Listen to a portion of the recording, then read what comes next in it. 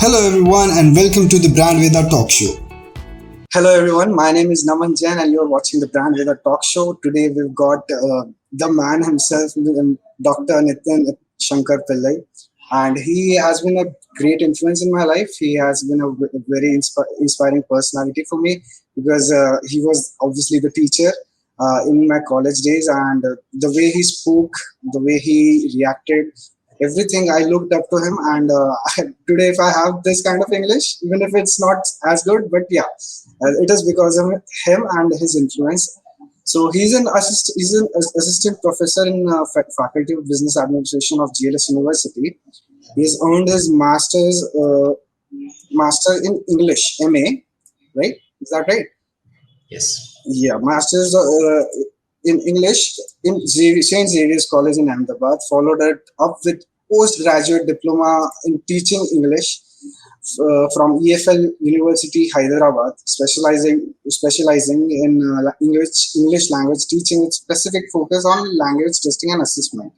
PhD from Gujarat University for his work in alternative language assessment strategies, which builds on his previous investigation into the concepts of higher order thinking skills and language assessment as part of his Master of Philosophy title.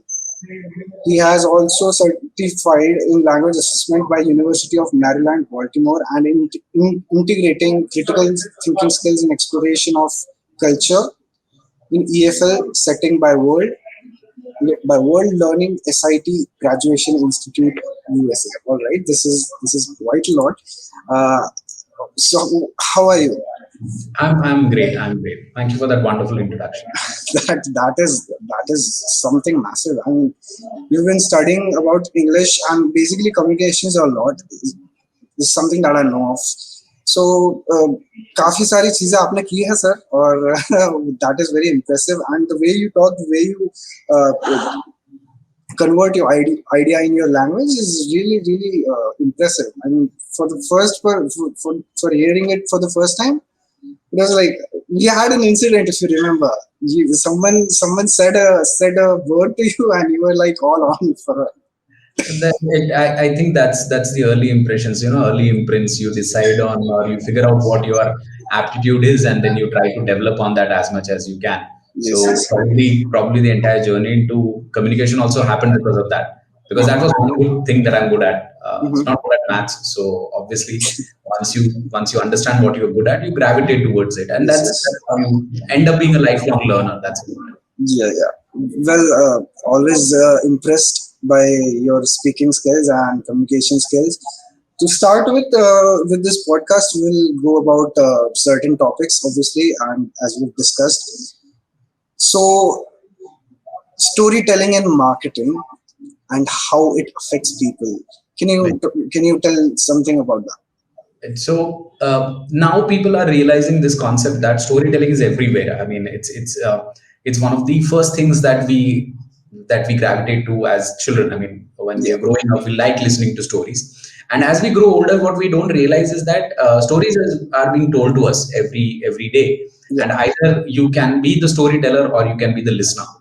And especially in marketing and all, what they're doing is they're telling large stories over a period of time, and somebody who's perceptive enough, somebody who's smart enough will understand these stories and try to make use of them on their own. Just to give you an example, when you think of a brand like Harley Davidson, so the first thing that comes to your mind is rebel, right?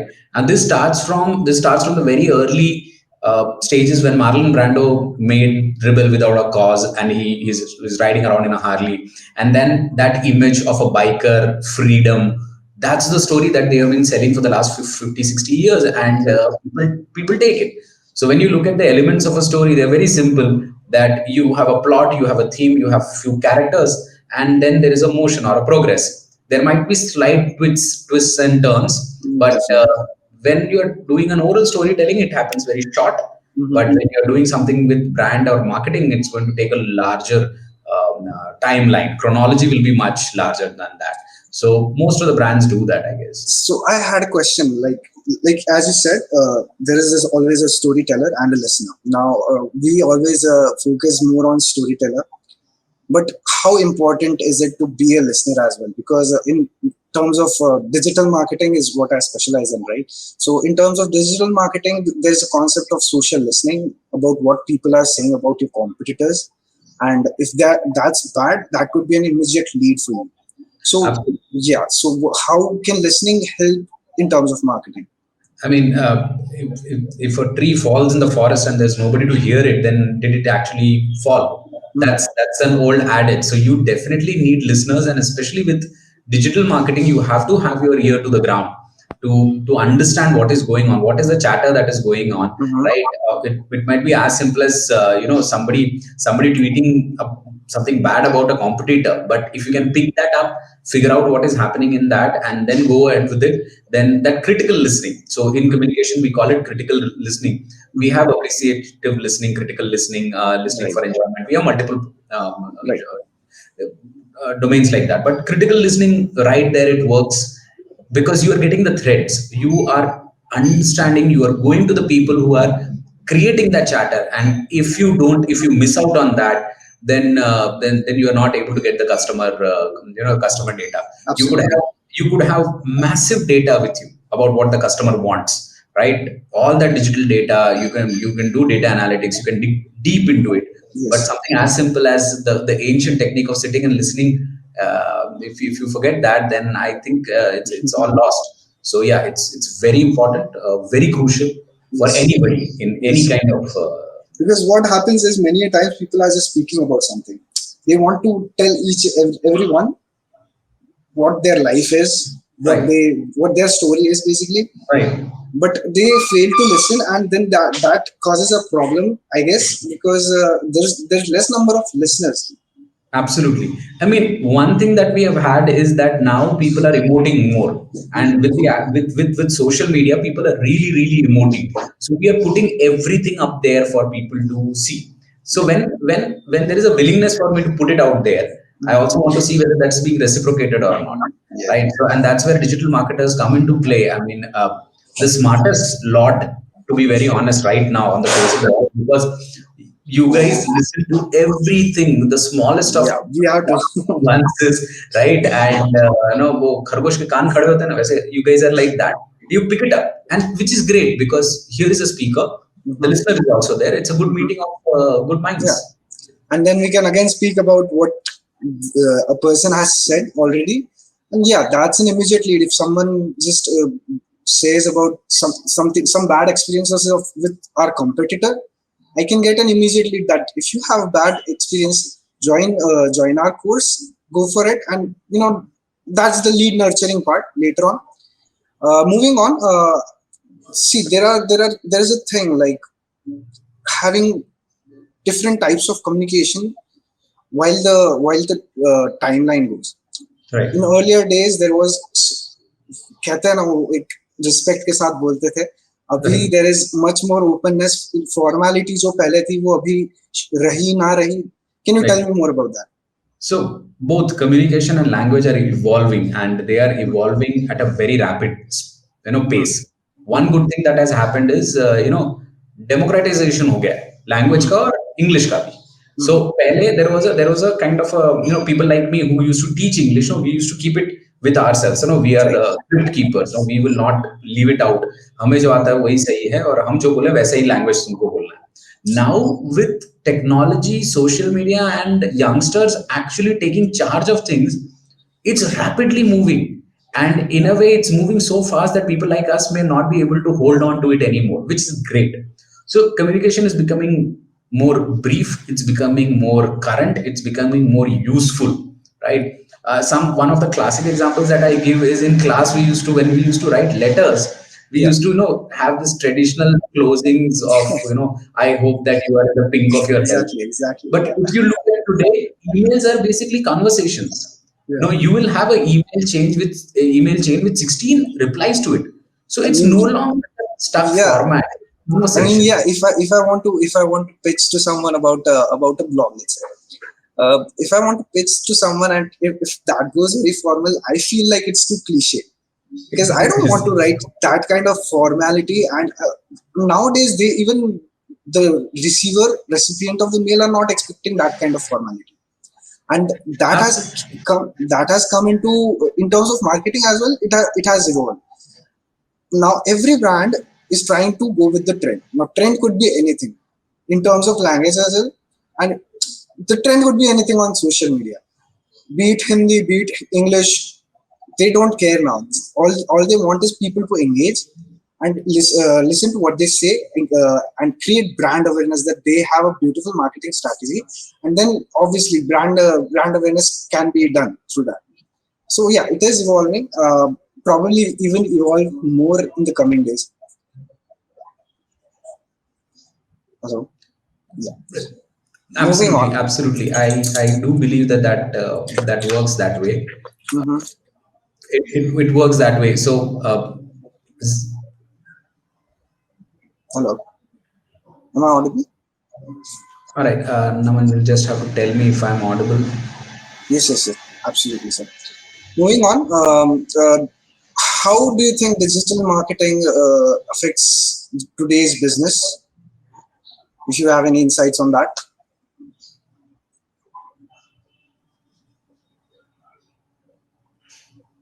Hello.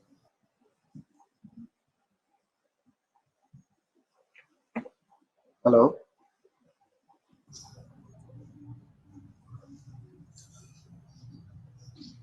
Yeah, Naman, I think I sort of lost you there. Please Okay, let me okay. know if I'm back. Yeah, you're back. You're back, sir. Am I audible, Phil?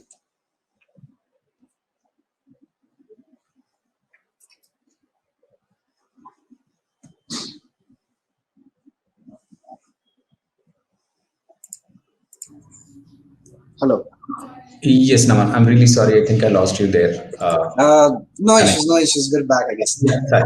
Yeah. So I was talking about digital marketing revolutionizing the way of marketing, and the way it has engaged business. What are your thoughts on that?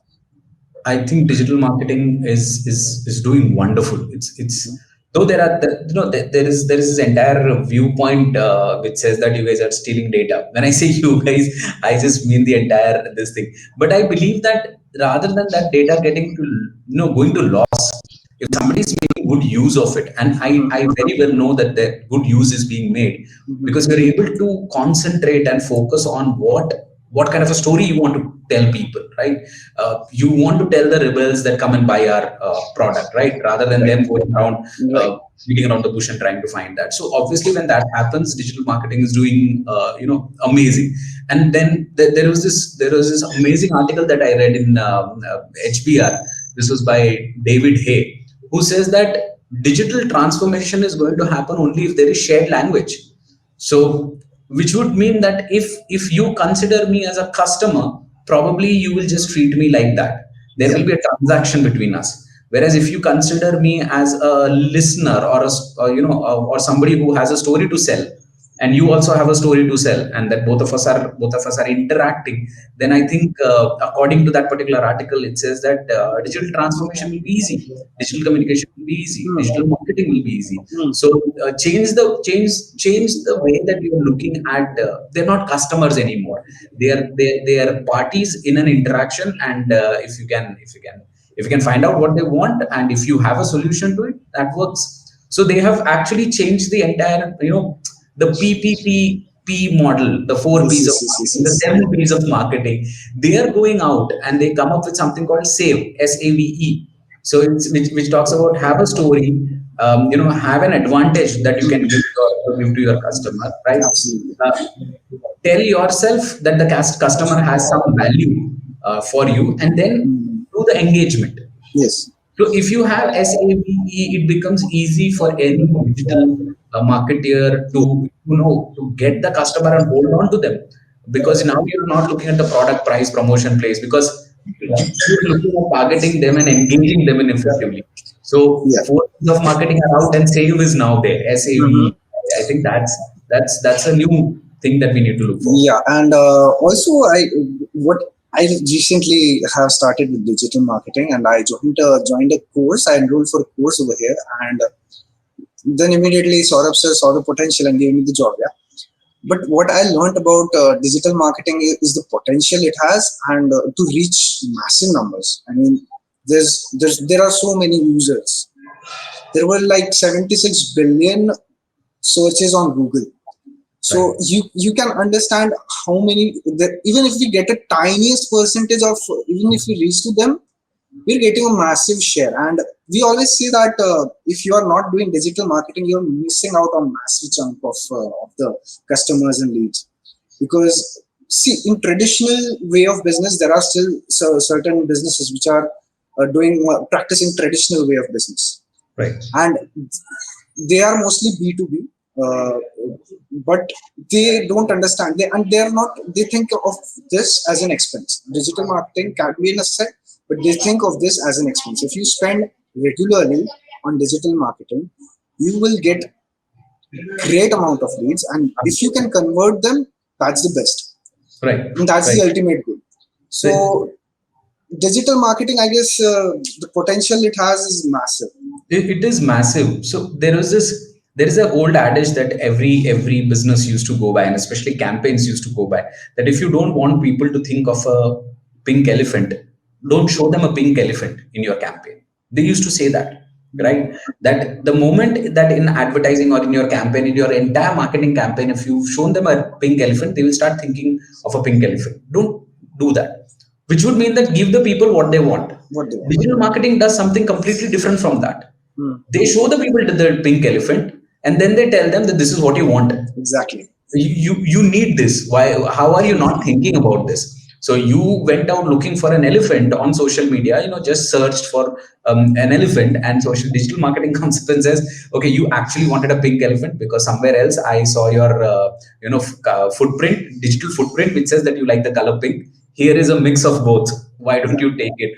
So people are talking about it, and the potential is it's too huge. And right now is the correct time to get into it, because before the industry saturates itself with ill-qualified people, it's better to go for. There's a statistic that it is going to multiply twice in the coming years. In coming just 2-3 years, which means it is already a huge industry as of now. Correct. And this getting multiplied is also a huge deal. Absolutely. Now, moving on, we have also very, very keenly observed that when you are in an interview, because we train students for interviews and resumes as well. Right. But when we are in an interview, English, particularly this language, has become a sign of impression. If you're fluent with this, there's a very good chance that you might get selected and get a good package. If you're good with public speaking as well, you can get good leadership position as well. What do you have to say about this? So that is in a way, it's a very unfortunate truth. I mean, there are two ways of looking at it. Either you can fight it to the core and say that, okay, no, I'm not going to go with this flow, and I'll carve my own niche, but that's a uphill battle. Or the other way is to embrace it and to figure it out that, okay, ultimately English as a language is a product. It sells. And if it sells, how can I utilize it to tell my story? That's about it. So yes, it has become very important. Not taking away anything, saying that that is a sign of intelligence. ऐसा नहीं है कि जिसको English आती है वही intelligent है. ऐसा नहीं है. But knowing the answer is the science. Expressing the answer is art. Yes. And this is where language comes in. This is where English comes in, right? So it's a common language. I really don't understand why a lot of people have this kind of a hatred and a phobia for language, and it's not that difficult to capture. It's not that difficult to better on. So the world outside wants it. Why don't you just deliver it? Exactly. That's the way that I look at it. And I've obviously we've both met a lot of people, and some are poor at English. But what should they do? Should they continue learning English? Should they develop their acumen in English, because according to the corporate, or should they just aim for perfection in their work, or do both? I think both works, because you really don't need to put in a concentrated effort to learn a language. That is something that we fail to understand. Probably a lot of us learned language not in a very structured way, but we learned it from our environments, right? So we were reading comics quite early. We were watching English movies quite early. We were watching web series even before web series became popular. Yeah, same. Yeah. No, that's how we started. And probably once you find the kind of people that you can vibe on, I remember having, talked to you and you referring certain web series to me. I remember Suits was something that you guys referred to me, which I had never seen. So when I get introduced to that environment, I will start picking it up. You Yes. focus when you are concentratedly focusing on your work, just focus on that, become better at that acumen. But when it comes to language, let it happen naturally, right? Any given day, any youngster would be spending 15 minutes, 20 minutes per day watching some web series, and 20 minutes I'm saying on the lower side, right? Yes. Why change it into the language of your comfort? Keep it in English, keep the reading subtitles over there, and it's proven that probably in 3 4 months your language is going to improve. So I think you don't need to focus on learning English per se. It Yes. will Yes. happen. Yes. Natural process, it just happens. Well, a lot of people ask me about my English and how it got better. It's basic. It's very simple. Listen. I listen to a lot of songs. I heard a lot of songs. I tried to grab that accent and speak out the words like they do. Right. Then try to speak. Obviously, read a lot. It Right. builds your vocabulary. So it's not very big of a rocket science. It's easy. It's not that difficult. And again, it goes back to the same concept of stories. I mean, when you listen to a song, there's a story being said over there. I mean, other than mumble rap, everything has a story, right? So the songs are giving you the story, the web series is giving you a story, a book is giving you a story. No matter how much factual data there is, it is talking about a story. And Yeah. you are a listener at that point. So once the reception is easy, then the production will also be easy. So when we say speaking and listening, listening is the input skill and speaking is the output skill. So increase the input, the output will happen on its own. Hmm. Moving on, corporate and their jobs and communication over there.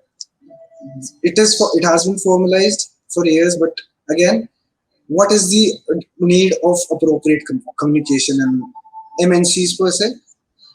I would say the appropriacy is even today the MNCs, the way that they are working is they are not looking at an extremely polished level of language where you are able to spew out vocabulary, as a fat vocabulary aata hai. They are not looking at that.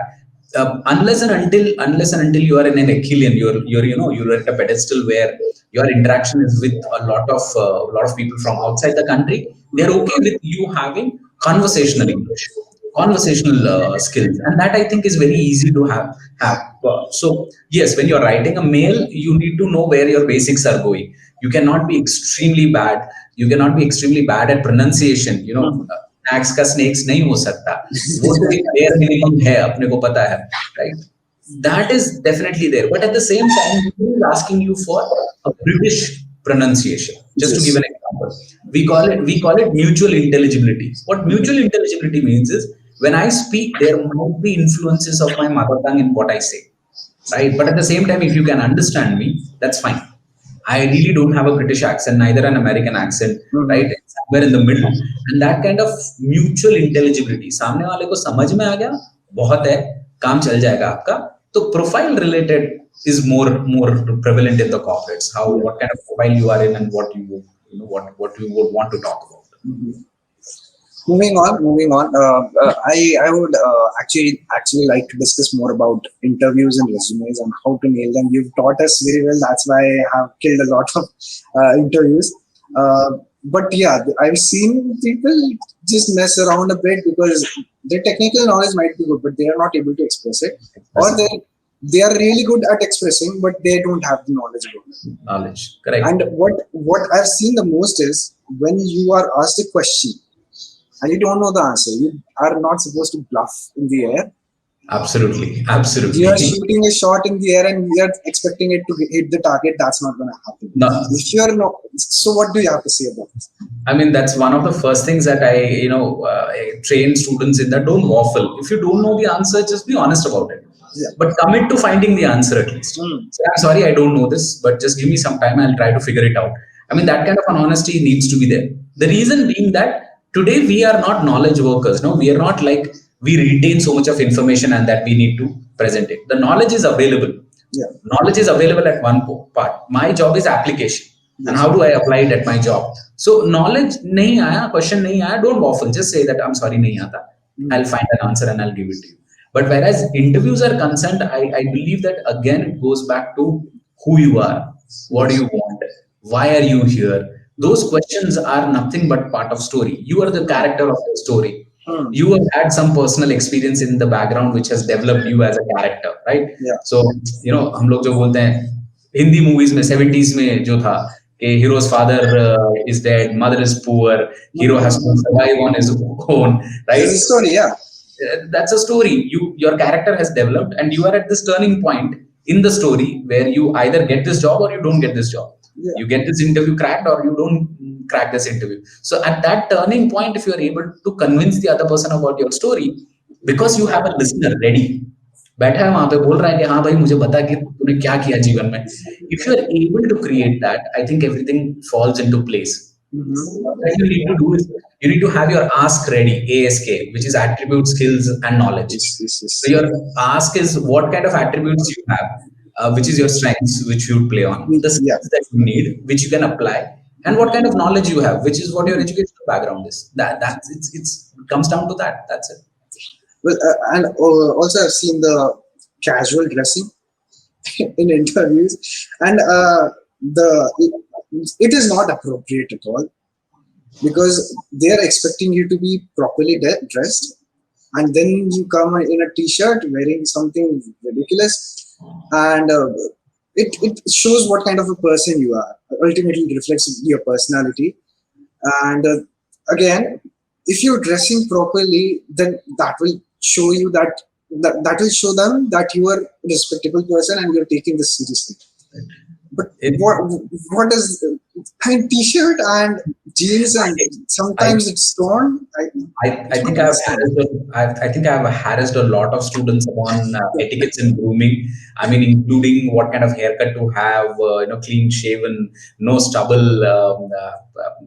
I have thrown out of students out of class for not wearing the proper appropriate socks. I was witnessing that. You've been witness to that. But I always say this. See, I'm also kind of an offbeat personality. I'm not trying to praise myself. I don't fit into the general frame of things, right? But what I understand is you need to at least be part of the system.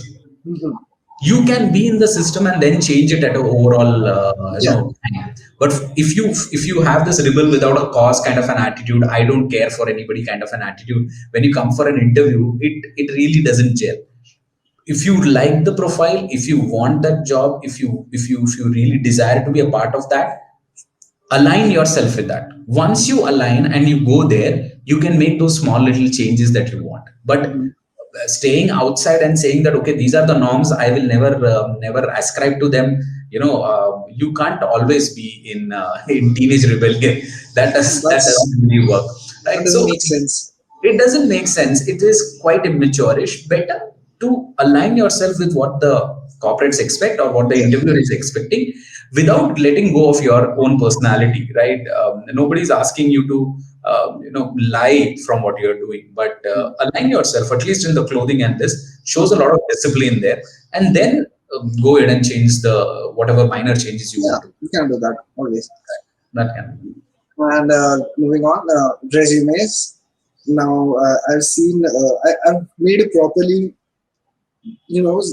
thoughtful resume actually, and because of that I had an offer at a great company, but I chose not to go there because there was just one activity which I had to do. I've seen resumes and they've been asking me how to build a resume, proper resume. Can you discuss upon the elements of resume? Because in modern times it's not just words. Right. There are some graphics included. There is a picture as well. Correct. There is a lot of elements included. Right. What are the big elements that one should definitely have? So again, a resume from being a document has gone on to visual storytelling. Yeah. So when you have all your graphics there, when you have your images there for work, you are not just writing work experience. You will just have a small graphic which shows a small little briefcase, and that's about it, right? And then things are mentioned over here. So it becomes more easy for the person who's reading it to scan through it. But I believe that as far as to have to mandatory things in your resume, I would always say go with what format is required. For freshers, we generally go for the chronological format where everything is according to timeline, because unfortunately the freshers don't have much experience Yes, yes, to be done. yes. People who have done a lot of internships or have worked on multiple projects, we ask them to go for functional resumes where you're showing the kind of roles and responsibilities that you have taken. So must haves, definitely a career objective needs to be there, and that is something that people ignore. You can't have your career objective at 10 years into the industry. It I needs to guess happen right away. for that you need to really know yourself, what you think, Absolutely. where you want to be. Other than that, nothing can help in this, I guess. Absolutely. People, what I've seen in colleges also, when we ask for a resume, they just copy from the internet and bring in. Mhm. The guy would have taken marketing as a specialization and he's coming with a career objective which is very clearly sales. Or which is about logistics. And there is this question as to how this aligns. Yeah. So, getting to know yourself, where do you visualize yourself 10 years down the line? Where do your skills and these things become parallel? That needs to be there. Your educational qualification has to be highlighted, Yes, but yes. you highlight only the parts that are interesting. Hmm. And one thing that I always tell my students is that mention your failures also. That's a Okay, that brilliant sounds good. English book. So if you have scored less in some exam, and it's a very common thing that I tell my students, that if you have scored in very low in some exam, I ask them to keep it there. Hmm.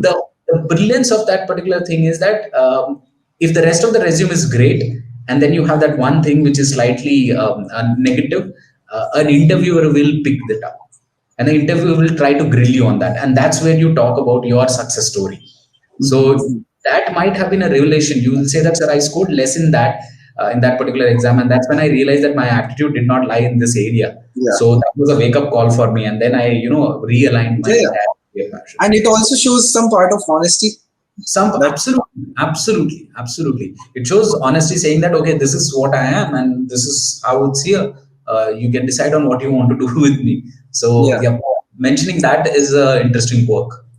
Also, I think the tiny details that you put into a resume, like there are there are, nowadays there are bars, there are Right, ratings of right, your knowability with the softwares, right, tools. So if right, you add those as well, with all these tiny details like what you have done all these years, what your hobbies are right, also very interesting for the employers to pick it up, right. because it ultimately tells them who you are. And this might make an interesting topic for you, that if you are passionate about this, even the employer could be passionate about the same. So that's. I mean, to give you a personal example, in one of my resumes. So I have a very professional one which I use, and there's another one which is just visuals. That's it. In my hobbies, I have clearly shown I've shown an Oni mask, Japanese Oni mask Okay. of this thing, and underneath I've just mentioned tattoos. Now, those who know me know that I'm heavily tattooed, and I've just mentioned it over there, right next to books. So this is an amazing contrast for people to see. So then they will ask me, okay, you mentioned tattoos over there. What is happening? Like you have one or two, and then I tell them, no, that's not the case, right? Extremely heavily tattooed. I mean, one and a half arm is gone into that. So then what I've seen is good interviewers will get into a discussion to figure out what it is. Yeah. So again, they would, why do you want to do this? What does it mean? And obviously, because I know myself and why I've done this, I'm able to justify that, and that takes us a long way into the relational development. Yeah. So yes, mentioning the skills and things in a visual way goes back to storytelling. You are the character. They are asking you. They are the listener. They are asking you. Just tell I your story. I had a similar experience while giving an interview. I am too passionate about Formula One, and one of the interviewers also had the same idea. And we then started discussing about this. There was a recent battle between Lewis Hamilton and Max Verstappen, that Right. two champions and seven-time world champion. Right. So we started discussing about it, how the race went, what were the moments. So it can be a turning point. And it can be a game changer. It might even give you a good impression, give your employer the good impression. Well, they are looking at human beings. See, and when you just put in your qualifications and all those things, you are reducing yourself to a nameless automaton, saying that I'm just another candidate, right? But when you put in these elements, you're showing your human side, and I mean, if it resonates with them, they will engage with you, and that is a game changer, as you rightly said. Yeah. Moving on to the last topic, which I really wanted to discuss because a lot of people who come in here are trying to give their career second shot, Right, get the new beginning. They've right, made a big pause in their right, career, but they're right, giving it a second shot. But many a times they're not very in the best mental place. right. They are low. They are depressed. So how to change that? How to get out of snap out of it?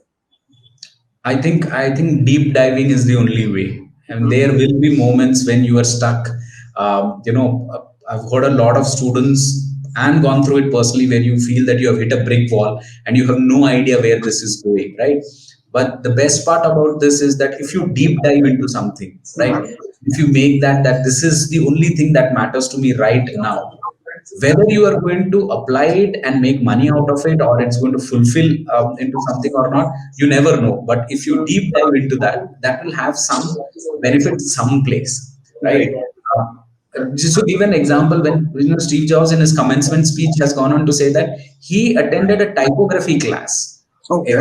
After, while he dropped out of his own courses, he attended a typography class, which just showed him how fonts should be. And he said that design aspect that was there with him helped him while he was creating the Mac and the Right. kind of interfaces that it should have.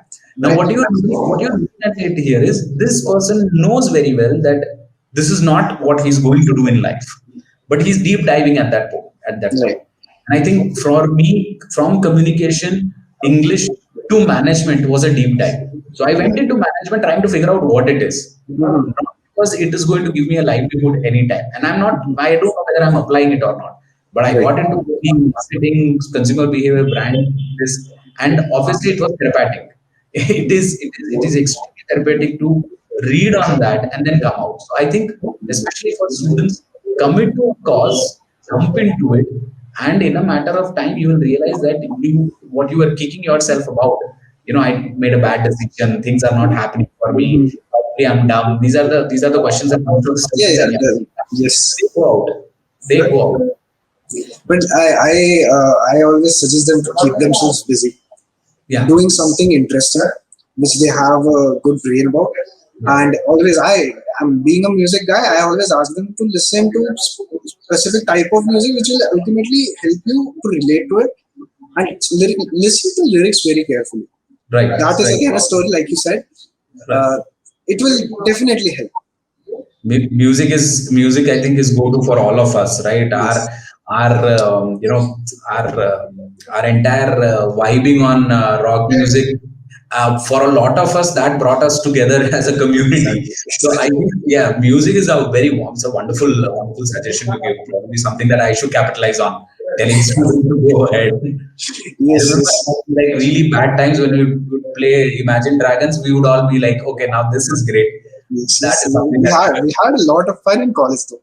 I still miss those days where we performed and everyone was just dancing around, doing some absolutely garba, doing some sort of dance they're doing, but everything they're is enjoying. going on, right. Everything is happening together.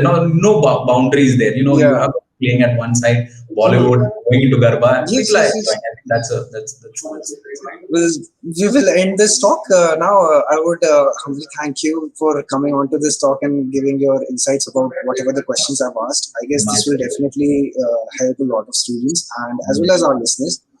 Uh, is there something that you want to say on the closure? Nothing much. I do believe in leaving people or listeners by telling them that, see, at the very beginning, a huge introduction of mine was read out. It is nothing fascinating. It's just that I have decided I'm not going to stop learning, not just because it is a need for me. I think it is an engagement, an active engagement. Uh, the day that we decide, okay, this is it, this is where I'm going to stop learning, and I have reached the epitome of greatness and success, we are done for. If we Yeah. keep doing this again and again, and I think opportunities are there now. You really don't need to go to a place and learn. Yes, yes. You can learn from multiple places, and you keep improving on that and talking to great people. I think that's what something that I would leave everyone with. That continue learning. Yeah, yeah. So yeah, this is where we'll end this session, and we will probably come up with much more podcasts, more and more podcasts with you. You watching the Brandveda Talk Show. It's dream break.